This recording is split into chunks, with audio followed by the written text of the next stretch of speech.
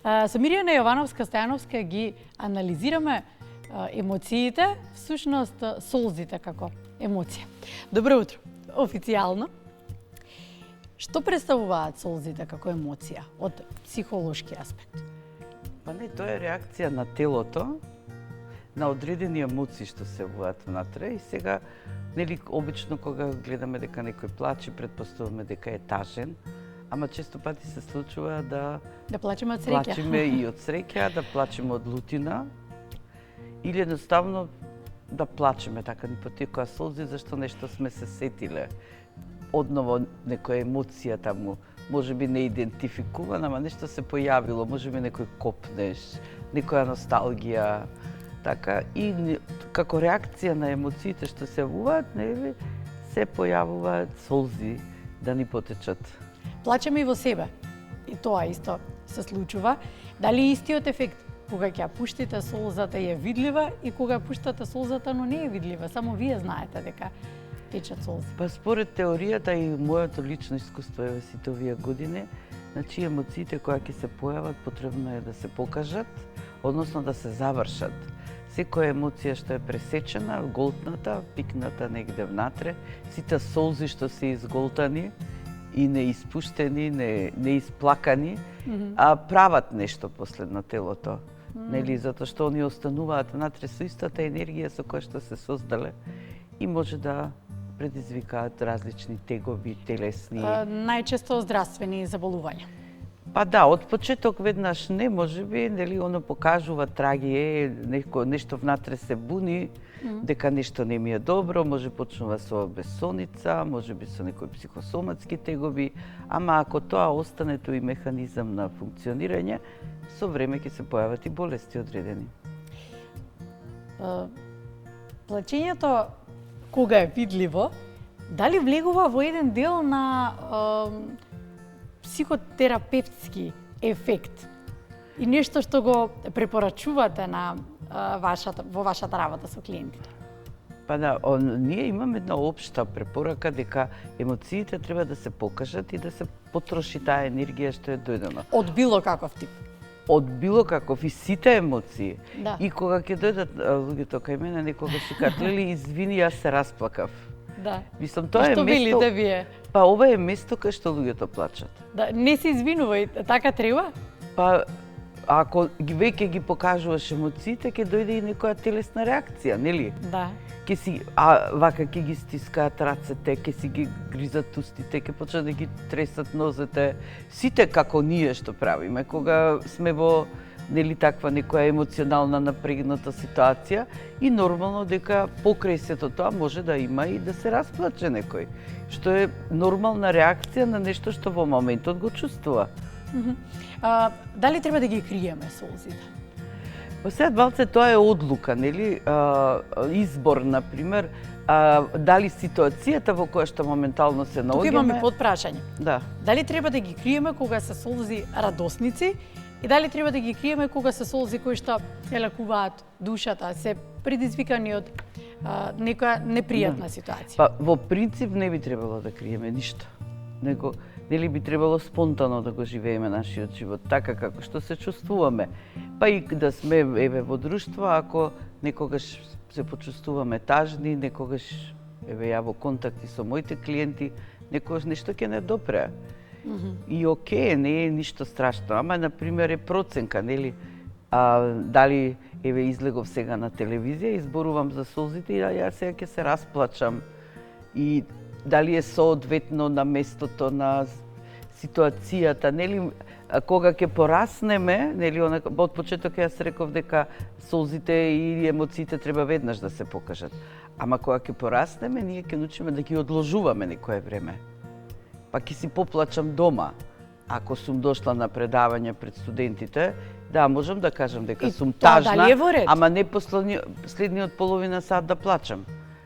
Мислам, ако е некоја катастрофа, тогаш воопшто нема да држиш предавања, ќе си одиш. И дали е тоа во ред? Да се одложат, но сепак да се испуштат од себе? Да, да. Добро. Да имаш со кого да ги споделиш, на кого да му ги раскажеш, да имаш со кого да си поплачеш, како што велат да имаш рамо за плачење да. кај некого. Убаво што го спомнавте тоа ми беше меѓу следните прашања, да имаш рамо за плачење. Како треба да се перцепираат солзите? Во такви моменти, дали се моменти на тага, дали се моменти на среќа, каква треба на околината да биде реакцијата? Наше да ги прифатиме, кога ќе видиме дека некој плаче, значи не плаче од динает, не плаче од што сака да ти ја расипе забавата, не плаче од што, не знам, да, некогаш се случува некој да плаче со желба за внимание, ама и до таму да дојдеш, сепак, значи, нешто се случува внатре во личноста. Зошто некој плаче? Наше да поседиме, да го погледаме, да прашаме дали сакаш нешто да ми кажеш. И ако пречесто го гледаме тоа, тој што плаче не кажува, можеме да му посоветуваме да отиде некаде да си помуабети, зашто некогаш најблиските луѓе е најтешко да им кажеш тоа што го криеш или што го ти лежи на душата. Може би со некој професионалец некаде ќе можеш полесно да зборуваат. Во секој случај со професионалец, да, со некој друг човек веројатно многу полесно се споделуваат емоциите. Зошто? Поради тоа што еви најчесто го слушам поради тоа што сакајќи не сакајќи како општество, како луѓе многу осудуваме. И веројатно стравото тоа го ги насочува луѓето, да. Многу осудуваме, многу проценуваме, многу се критикуваме, ама и кога се поддржуваме е на погрешен начин. Се поддржуваме со јас ќе ти кажам сега, ама сега немој да плачеш, ајде те молам, ајде, се ќе се среди, ама сега што ти е? Слушај јас што ти кажувам. Да, значи, зборовите што ги користиме и кога сакаме добро да направиме, не се зборови што можат да поддржат, што можат да направат на тој што плаче да се смири, да се осети подобро. Родителите погрешно ги течат дечата и сите околу, нели, роднини, блиски, погрешно меѓу себе и затоа некогаш на некој што е од надвор, што е непознат човек, е полесно да му кажеш, зашто тој можеби ќе поседи, ќе те сослуша и нема да вика, ама немој така сега. Не, сега животов е вака, сега или ја ќе ти кажам, види, кога бев на твои години, јас така и така направив, сега ти нема плачење. Кога ја отворивме темата општествени стигми, ајде сега на темата плачење, општествена стигма, мажите. Мажите плачат. Па да, мажите се луѓе. Апсолутно и мажите се луѓе. Еве имаме тука во студиото. Зошто таа перцепција дека погрешно уште од мало детето кај нас во општеството се воспитува дека не треба да ги покажува солзите и емоциите, особено ако е машко. Па да, нели ние стално зборуваме, еве сега има многу движење тоа дека нема машка и женска професија, дека нема машки и женски играчки и сето тоа, ама нема машки и женски солзи исто. Само што, например, улогите кои ги имаат мажот и жената во социумот и во семејството, наметнува некои одредени однесувања заради функциите и тие улоги што ги имаат. Нели, жената е таа што седи дома, одгледува деца, па она може да си плаче, она е емоционална, цел ден со бебињата. Поминува хормонски периоди, се грижи за сите, да. се грижи за маже, нели, за има мажа. повеќе изговори за жените, за мајка му, за татко му, за незината мајка, татко, за братовите, значи она. Добро, еве ако сме на исто, ако има повеќе изговори за жените, зошто нема толку изговори за мажите? Сега мажот е воинот, мажот е тој што треба да го чити. Нели, штити семејството, да донесе дома пари, нели, да застане на вратата и да не ги пушта тие со копијата што ќе дојдат. Ама улогите во овој новиот модерен свет многу се променија. Значи мажот веќе не ора да стои на улаз и да чека комшиите да ќе дојдат, нити па жената е цело време дома затоа што и нели економскиот статус што го имаме и тоа налага да и барем и двајцата работат за да можеш некако да ја одгледаш едно 4-члено семејство. И улогите тогаш многу се менуваат. Значи во едно семејство, еве 4-члено семејство кое живее во еден просечен стан, еве да речам 80 на квадрати со 2 деца кои одат во школа. мажот работи, женава работи, децата идат во школа. Значи, сосема е различно живењето негово некоја племенска заедница или во село, кај што го кажав оној првиот модел нели, на мислење. Значи, во семејството веќе тука нема да постојат дали се машки, женски работи или некој, секој ќе се грижи најдобро што може. И тогаш и покажувањето на тоа што го чувствувам станува безопасно ако мажот плаче. Значи, другите нема да мислат дека е он слабак, дека не го бива, дека ќе дојдам јас со копието и ќе ти го освојам семејството или државата. Не, него може да да покаже дека плаче, дека му е нешто тажно, дека нешто не се чувствува добро, во рете. И да не биде погрешно сватен дека тоа е знак, како и кај жената, плачењето не е знак на слабост. Не е знак дека ја не можам да се справам со мојот живот. Тоа е знак дека сум тажна во моментот, така и за мажот. Да, или може сум да... среќена. Да. Или поминувам некоја убава емоција. И, значи, покажувањето на емоции не е слабост. Емоциите се дел од реакции на нашето тело на сето она што се случува околу нас.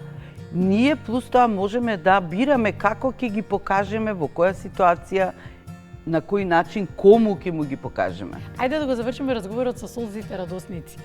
Колку треба да ги покажуваме на некои моменти кои што се особено значајни, еве, здравје Боже и за нашите деца, кога родителите плачат на свадбите, на веселби, кога децата ќе им дипломираат, кога ќе се случуваат убави нешта. И посакам да сите што повеќе убави нешта да ви се случуваат во животот и да имате повеќе причини за солзи радосници. Тогаш не треба да ги криеме, веројатно. Па не, зашто да не, мислам, треба, као што реков, спонтано е да биде покажувањето на емоции и кога сме весели е многу убаво да покажеме дека сме радосни, дека нешто сме направиле убаво во животот, дека нешто убаво ни се случува и ако поплачеме малце, не е ништо страшно. Не е ништо страшно, да. Ќе го завршиме така разговорот и убаво ќе ни дојде на душата. Да. Сакам да го на крајот на разговорот јас добив сега една информација од колегите од режија дека вие сте добиле Оскар за хуманост? Да. Кога? Тоа комората на психолози. Да? Да. Каде што вие сте председател? Па веќе не сум сега нов мандат на друга колешка, бев 9 години председател на комората. Оскарот за хуманост е заради соработката со Црвен крст. Ние од 2017 имаме меморандум, нешто пред тоа почнавме да соработуваме. И најголемата соработка е во тоа на помош во кризите, сите кризи што се појавија во Македонија од тогаш, од поплавите во Стајковци, пожарите, работиме со пожарникари, со волонтери на Црвен крст. И сега работите, сега подготвувате проект? Да, сега нов ќе биде како понатака, нели до овие 6 месеци направивме голема работа, многу психолози, 120 до 140 бе ангажирани на целиот. И сега доаѓа време, еве 6 месеци поминуваат, како понатака. Како понатака, значи, еве создаваме еден проект, како ќе работиме одново со момчињата, со девојките кои доаѓаат на рехабилитација во болницата. Мислам, поздрав до сие луѓе во болницата од директорката преку сите тие што се грижат, тоа стварно е неверојатно што прават таму и ние ќе се приклучиме на тоа како психолози да им дадеме помош за менталното здравје, за тоа да можат што побрзо да поминат низ тој рехабилитационен процес. Ќе работиме со родителите, со блиските луѓе и со сите луѓе во Кочани, во околината. Значи, планираме да отвориме центар за ментално здравје, тоа Црвен крст го прави, ние нормално ќе работиме таму, психолозиве. Да. Мислам, тој Оскар за хуманоста, фала што го спомнавте, е за мене символ на вашата работа. За сите мои колешки што постојано се грижат за менталното здравје на нашето население, на сите наши луѓе, безпоштедно, многу професионално и многу топло во исто време, со отворени души, Значи и за Кочани, и за сите луѓе во земјава нашата кои им требало помош, а Црвен крст му благодарам што ни овозможува достапност, нели да биде полесна достапноста за грижата за ментално здраве, за психолошката помош. Благодарам, Мирјана. Благодарам што бевте гостинка денеска. Благодарам и вас.